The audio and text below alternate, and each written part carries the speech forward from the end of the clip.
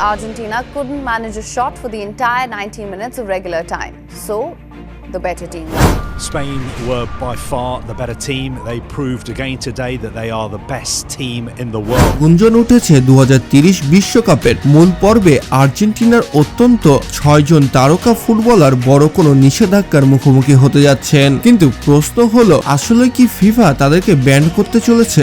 আর এই ঘটনাটি 2026 সালে ঘটে থাকলে শাস্তি কেন 2030 বিশ্বকাপে যে পড়বে? জি হ্যাঁ বন্ধুরা, 2026 বিশ্বকাপের ফাইনালে ফুটবল বিশ্ব এক নজিরবিহীন বিশৃঙ্খলার সাক্ষী হলেন। 1-0 গোলে স্পেনের কাছে হেরে শিরোপা হারানোর পরে মাঠে নেমে এসে চরম উত্তেজনা।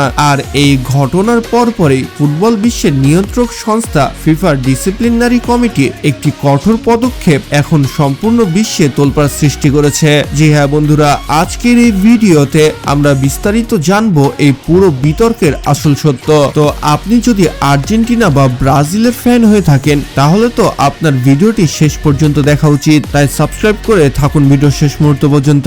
আচ্ছা ঠিক আছে। ম্যাচটি ছিল অত্যন্ত টানটান উত্তেজনার। অতিরিক্ত সময়ে ফেরান তোরেসের একমাত্র গোলে স্পেন বিশ্ব চ্যাম্পিয়ন হয় এবং বিশ্ব চ্যাম্পিয়ন হওয়ার বাঁশি বাজার পরপরেই দুই দলের খেলোয়াড় ও কোচ স্টাফদের মধ্যে অনাকাঙ্ক্ষিত সংঘর্ষ শুরু হয়। ঘটনাটা যদি আমি খুলে বলি তাহলে আর্জেন্টিনার মলিনা স্পেনের অধিনায়ক রোড্রিকে তার হাত দিয়ে আঘাত করে এবং এটা স্পষ্ট ক্যামেরাতে ধরা পড়ে যায়, যেখানে আপনারা দেখতে পাচ্ছেন রোড্রি সেলিব্রেশনের জন্য দৌড়িয়ে যাচ্ছিল এবং মনিলা তার গায়ে এভাবে হাত চালিয়ে দেয় এবং রোড্রি যখন তাকে বলতে আসলো যে মারলা কেন, তখন মাথা ঠান্ডা না রাখতে পেরে আর্জেন্টিনার পারদেস স্প্যানিশ ডিফেন্ডার এরিক গার্সিয়ার গলা চেপে ধরেন এবং গাভিকেও ধাক্কা দিয়ে মাটিতে ফেলে দেন। যে জায়গাটিতে এসে এই সংঘর্ষটি একটি অন্য লেভেলের মাত্রা পেয়ে যায়। ঠিক তখনই সম্পূর্ণ স্টেডিয়ামে তোলপাড় শুরু হয়ে যায় যে এটা কি হচ্ছে। পারদেসের পরে থিয়াগো আলমাদা তার বিরুদ্ধে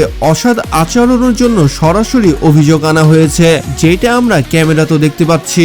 সহকারী কোচ রবার্টো আয়ালা স্প্যানিশ তারকা ড্যানিয়েল মোর আঘাত করার দায়ে তার বিরুদ্ধে তদন্ত করছে ফিফা। জি হ্যাঁ বন্ধুরা, খুব কম সময়ের মধ্যে এমন কিছু ঘটনা হয়ে গেছিল যা আমরা ভাবতেও পারিনি। শুধু ফাইনালের মাঠে সংঘর্ষ নয়, ফিফার শাস্তির পেছনে কাজ করছে আরেকটি রাজনৈতিক বিতর্ক। সেমিফাইনালে ইংল্যান্ডকে হারানোর পর আর্জেন্টিনার কয়েকজন খেলোয়াড় একটি ব্যানার প্রদর্শন করেন যেখানে লেখা ছিল লাস মালভিনাস সন্স আর্জেন্টিনাস, অর্থাৎ ফকল্যান্ডের দ্বীপপুঞ্জ আর্জেন্টিনার। ফিফার 13(2)(c) ধারার অনুযায়ী খেলার মাঠে রাজনৈতিক উদ্দেশ্যকে ব্যবহার করার একটি সম্পূর্ণ নিষেধাজ্ঞা রয়েছে। এই ব্যানার বিতর্কে সরাসরি জড়িত ছিলেন ক্রিস্টিয়ান রোমেরো, লিসান্দ্রো মার্টিনেজ এবং জিওভানি লো সেলসো, যেটার ওপরেও ইনকোয়ারি বসিয়েছে ফিফা। আর এভাবে শুধু 3টি নয়, মোট 6 জন খেলোয়াড় ঝুঁকিতে আছেন 2030 বিশ্বকাপ ফুটবল খেলতে পারবে কি পারবে না নিয়ে। জি হ্যাঁ বন্ধুরা, 6 জন ফুটবলারের নাম হলো: 1 মলিনা, 2 নম্বরে রয়েছে পারদেস, 3 নম্বরে থিয়াগো আলমাদা, 4 নম্বরে ক্রিস্টিয়ান রোমেরো, 5 নম্বরে লিসান্দ্রো মার্টিনেজ আর 6 নম্বরে জিওভানি লো সেলসো। এখানে 3 জন প্লেয়ার মাঠে খারাপ আচরণের জন্য ফিফার নজরে আছে এবং 3 জন প্লেয়ার রাজনৈতিক ব্যানারের কারণে। আর এখানেই আসে সবথেকে বড় আকর্ষণীয় প্রশ্ন, 2026 সালে শৃঙ্খলা ভাঙার সাথে সেটা শাস্তি হিসেবে 2030 বিশ্বকাপে কি কার্যকর হবে? আমরা জানি 2030 সালে 100 বছরের জয়ন্তী উপলক্ষে শতবর্ষী বিশ্বকাপের অন্যতম যৌথ আয়োজন হলো আর্জেন্টিনা, মানে আর্জেন্টিনা যৌথ আয়োজক হবে, তা আবার 2030 বিশ্বকাপের ইউথ উরুগুয়ে ও প্যারাগুয়ের সাথে।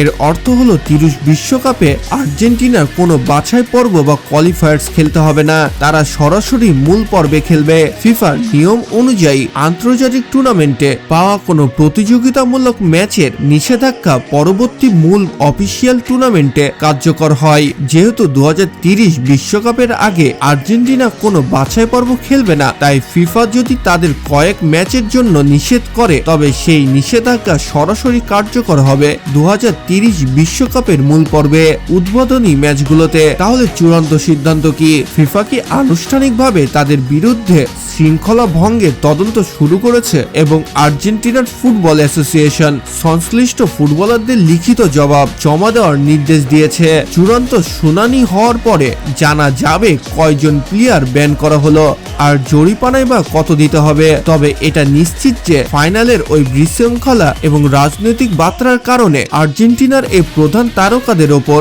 বিশ্বকাপের মতো বড় আসরে শাস্তির ঝুলন্ত তলোয়ার অপেক্ষা করছে। কিন্তু আমার এখানে পার্সোনাল কোশ্চেন হচ্ছে যে সেমিফাইনালে সেই ব্যানারের জন্য রোমেরোর মতো প্লেয়ারদেরকে যদি শাস্তি দিতেই হতো তাহলে তারা কেন 2030 বিশ্বকাপ পর্যন্ত ওয়েট করবে? কেনই তার পরের ম্যাচ ফাইনালে তাদেরকে থামানো হলো না? আর যেহেতু থামানো হয়নি তাহলে তারা ভুল কিছু হয়তো করেনি। ম্যাচ চলাকালীন সময়ে তো তারা সেলিব্রেশন হিসেবে সেটাকে কাজে লাগায়নি, সেই সম্পূর্ণ ব্যানারটা ধরেছিল তারা ম্যাচ শেষে, যেটা তো ফিফা তার ক্যামেরা তো দেখায়নি। মানে সম্পূর্ণ ম্যাচ শেষ হয়ে যাওয়ার পরে সেটা তো কাস্ট হয়নি, তাহলে কেন তাদেরকে শাস্তি দেওয়া হবে? আর শাস্তি যদি তারা পেয়ে থাকে তাহলে তাদেরকে কেন ফাইনালে শাস্তি দেওয়া হলো না 4 বছর পরে যে 2030 সালে বা কেন?